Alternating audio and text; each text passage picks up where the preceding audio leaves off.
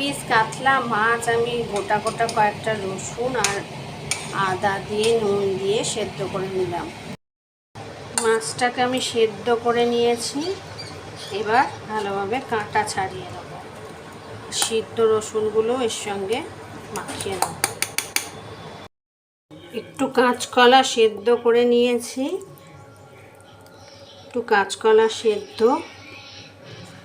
আর ওই মাছ একটু কাঁটা বেছে নিয়েছি, আর একটু লঙ্কা বাটা, একটু নুন আর 1 চামচ আদা বাটা আর 1 চামচ রসুন বাটা দিয়ে ভালো করে মেখে নেব। ধোঁকা মিক্স আছে, সেই ধোঁকা মিক্সে একটুখানি দিয়ে দেবো। এবার একটু গোল গোল করে বল করে নেব।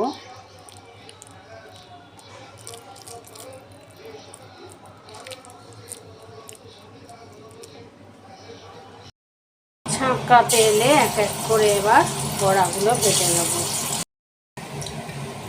লাল লাল করে ভেজে নিয়েছি, এবার তুলে নেব।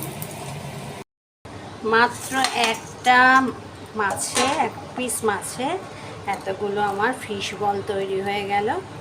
পুরো ফিশ ফ্রাইয়ের মতন গন্ধ ছাড়ছে। এবার গরম ভাত দিয়ে এগুলো খেলে দারুণ লাগবে।